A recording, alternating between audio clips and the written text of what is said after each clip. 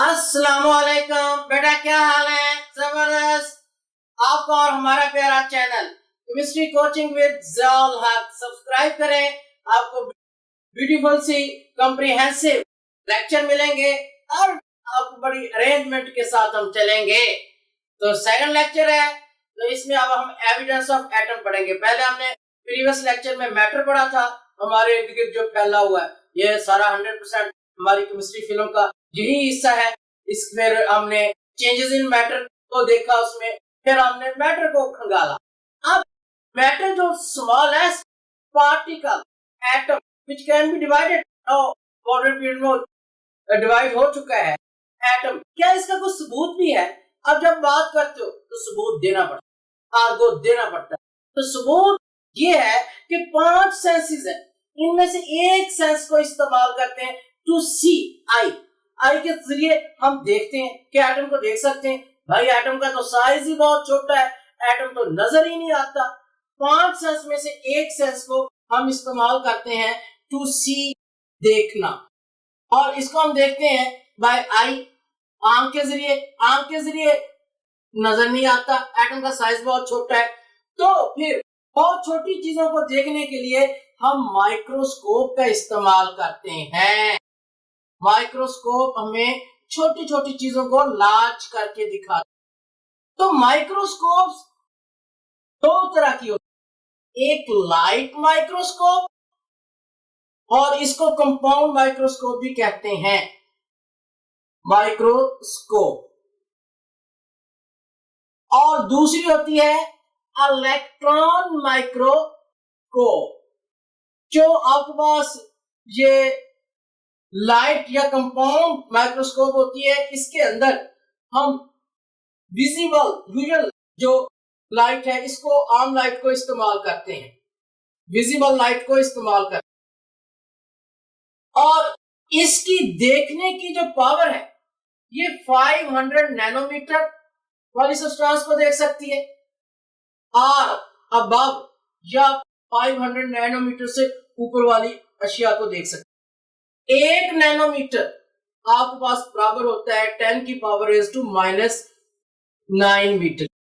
लेकिन इसमें एटम नजर नहीं आता।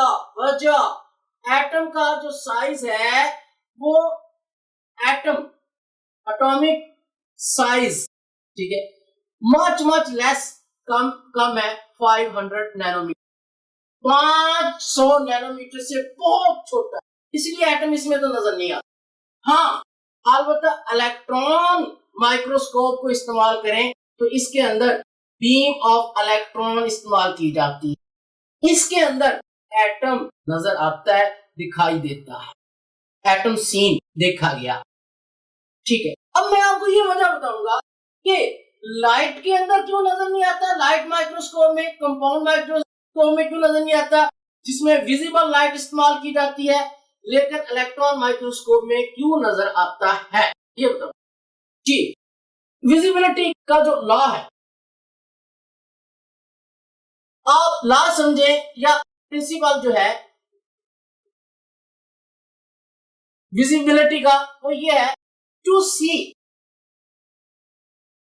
एनी ऑब्जेक्ट, किसी भी ऑब्जेक्ट को अगर आपने देखना है under any radiation, the size of that object should be larger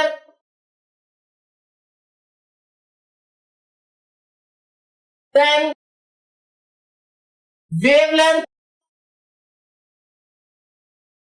of radiation। कि आपने अगर किसी भी ऑब्जेक्ट को किसी रेडिएशन में देखना है तो उस ऑब्जेक्ट का जो साइज है उस रेडिएशन की वेवलेंथ से ज्यादा होना चाहिए, वेवलेंथ से ज्यादा होना चाहिए। इसकी वजह देखें, मैं आपको बताता हूं।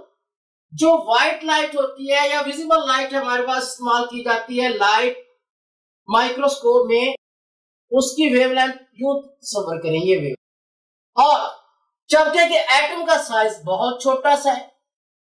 अब ये जो व्हाइट लाइट या विजिबल लाइट है, क्योंकि इसका वेवलेंथ बहुत बड़ा है, ये एटम को, ये एटम है छोटा सा, इसको टकराए बगैर गुजर जाएगी, इसमें नजर नहीं आएगी। इलेक्ट्रॉन का साइज जो है एटम के साइज से बहुत छोटा है। इलेक्ट्रॉन की वेवलेंथ एटम के साइज से बहुत बहुत छोटा। अब अगर यही एटम इलेक्ट्रॉन के सामने रखेंगे, क्योंकि इसकी वेवलेंथ बहुत छोटी है, तो ये लाजमन इसके साथ जाकर टकराएगी, इससे टकराए बगैर नहीं गुजरेगी। और ये आपके पास देखिए इलेक्ट्रॉन बीम है, ये लाजमन इसके साथ टकराएगी। जब इसके साथ जाकर टकराएगी तो ये एटम नजर आएगा। अब ये जो है आम लाइट, ये व्हाइट लाइट जो हम इस्तेमाल करते हैं आम माइक्रोस्कोप में, यहां पर ये टकराए बगैर गुजर गई।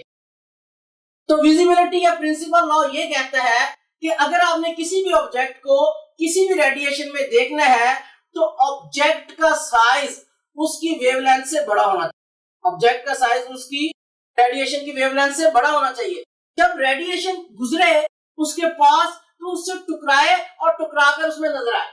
जैसा कि इलेक्ट्रॉन बीम, या इलेक्ट्रॉन का साइज एटम के साइज से बहुत छोटा है, ये एटम बड़ा हुआ इससे बहुत छोटा है, तो जब इसके सामने जाती है तो लाजमन बात है ये टकराकर गुजरेगी, इसमें नजर आएगी। अब व्हाइट लाइट जो हम आम माइक्रोस्कोप में देखते हैं उसमें ये नजर नहीं आता। उसकी वजह यह है कि उसका वेवलेंथ बहुत बड़ी होती है, वो जो है एटम से टकराए बगैर गुजर जाती है, उसमें एटम नजर नहीं आता। ये बात अब ये आपने देख लिया। आइए जी हम एक्सपेरिमेंट देखते हैं जिसमें एटम का सबूत नजर आया। हाँ, तो इलेक्ट्रॉन बीम, ये इलेक्ट्रॉन बीम्स हैं, इनके सामने हमने ग्रेफाइट जो कार्बन का आइसोटोप है उसे रखा। जब ग्रेफाइट को इसके सामने रखा, इलेक्ट्रॉन की बीम्स इन ग्रेफाइट से जाकर टकराएंगे, तो इलेक्ट्रॉन की बीम्स ने ग्रेफाइट की जो स्ट्रक्चर ड्रा की, फोटोग्राफिक प्लेट के ऊपर, वो ये लेयर्स, ऐसे लेयर्स,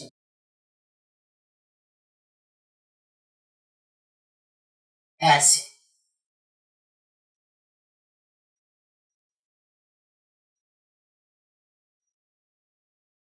ये लेयर्स। अब ये स्ट्रक्चर कैसे हासिल हुई, ये मैं थोड़ा सा आइडिया आपको पहले ये बता दूं। ये जो आपके पास लाइंस है, ब्लैक लाइन, ये ग्रेफाइट के एटम्स, ग्रेफाइट के एटम्स।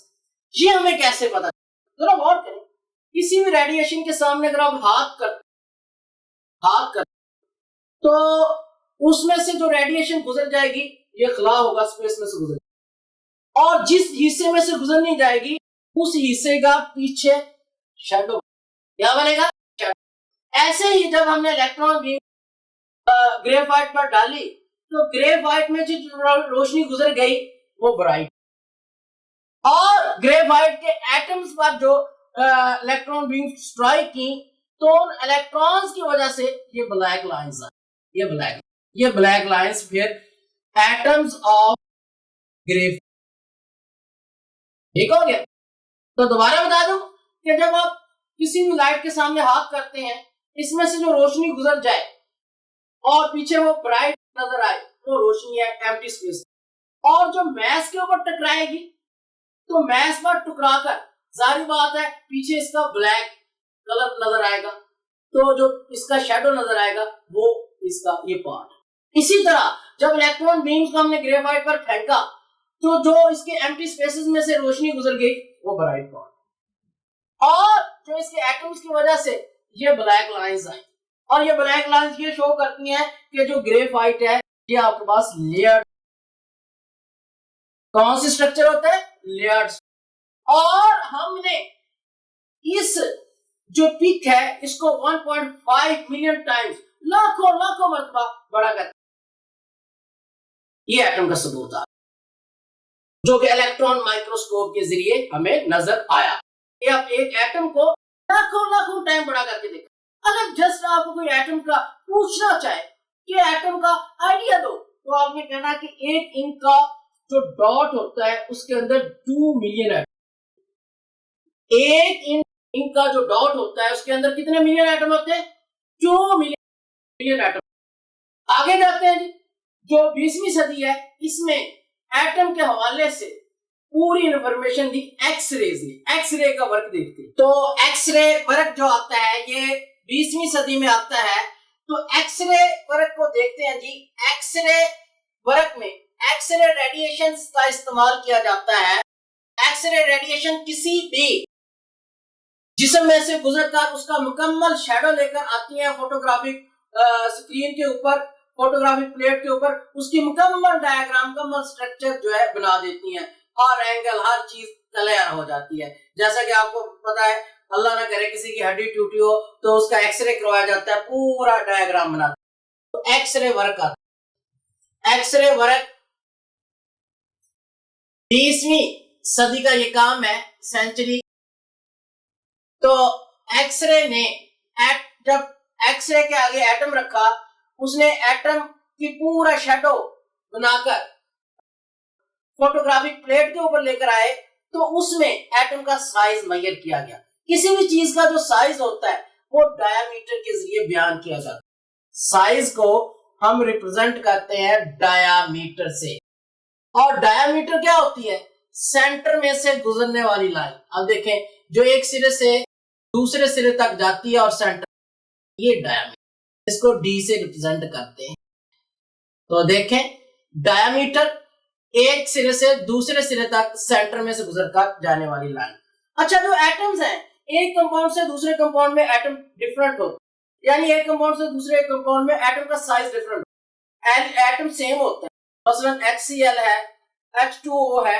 अब H2O में H और HCl में H, इसकी कैफियत बदल जाती है, यानी कि अब इसका साइज डिफरेंट हो जाए।